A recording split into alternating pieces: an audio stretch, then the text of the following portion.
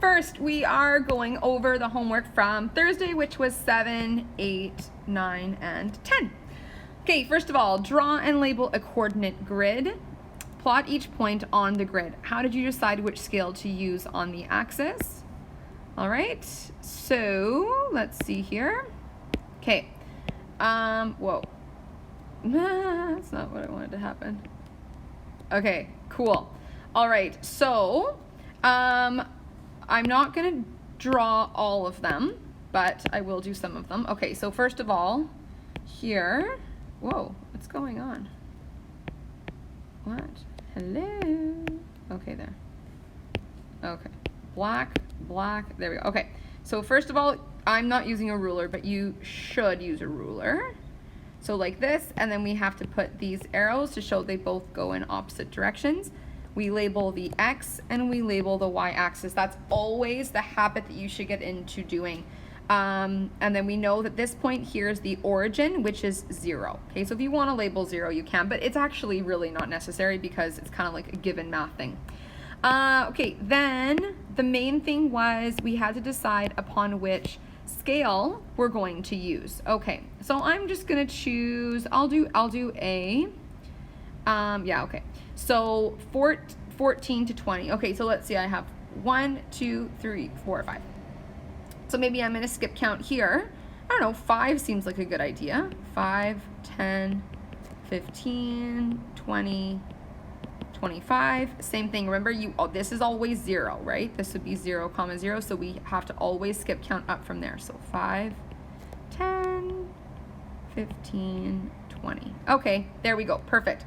So I go across by 14. So that means I go across, this is 10, this is 15, so it's gonna be like kind of like here, okay? 15, and then I go up to 20, or sorry, 14, 20.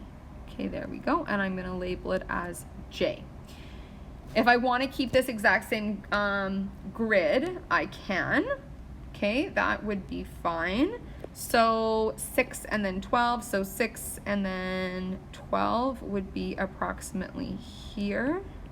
Okay, 0 and 18, I go across 0, and then I go up 18, so that would be here, L. Go across 8, and then up 4, across 8, and then up 4, so it's gonna be about here, M, right? That's halfway is 8, or yeah, 7.5, maybe it should be a little bit further this way. And then N, we go across 16, so that's here, and we go up 0. So there we go, N. Okay, should look something along those lines. You could also have, depends how big you drew your graph, you could have also maybe skip counted by 2s. I would not suggest skip counting by 10. So I'm gonna say probably the best is either 2 or 5 as your scale.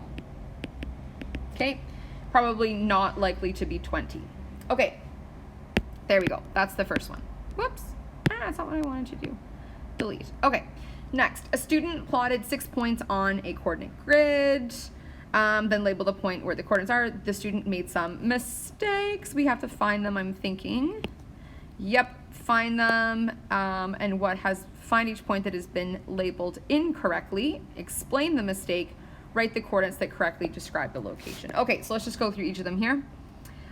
C is incorrect. Right? C should be 0, 10. So I guess we're just saying down here, C should equal 0, 10. Remember, you always have to put bracket, digit, or X value, comma, Y value, close bracket. When we do a morning math, I'm gonna be marking them wrong, or not partially correct if you forgot the brackets, and if you didn't put the comma, because it's technically not the right math language.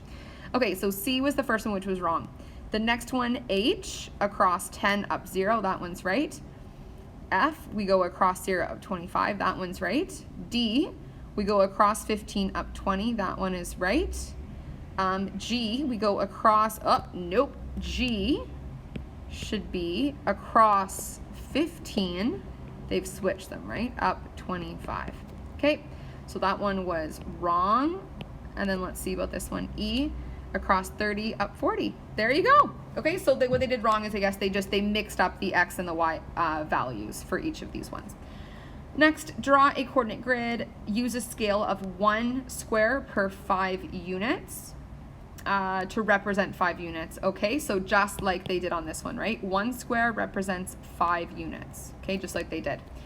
Plot 5 points on the grid, use ordered pairs to describe the location of each point. Okay, so this is just, I hope that you've done this one. I'm not going to go over because everyone's going to have different answers.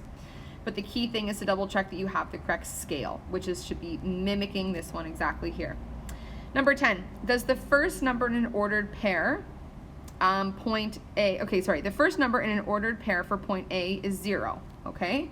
So 0, comma,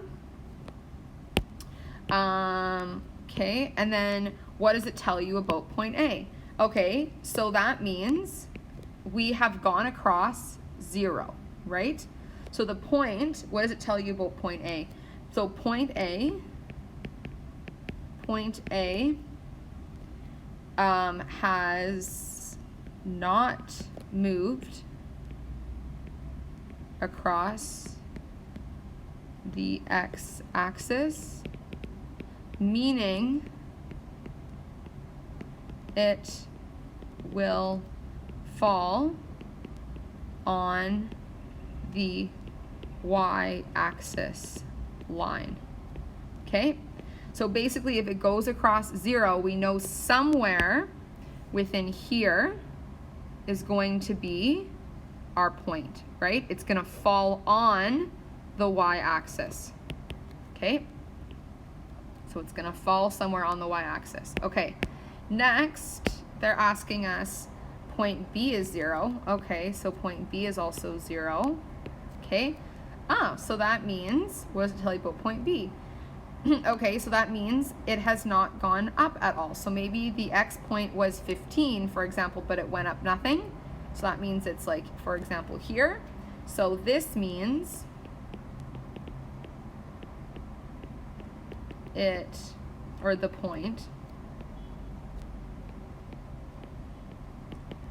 did not, what?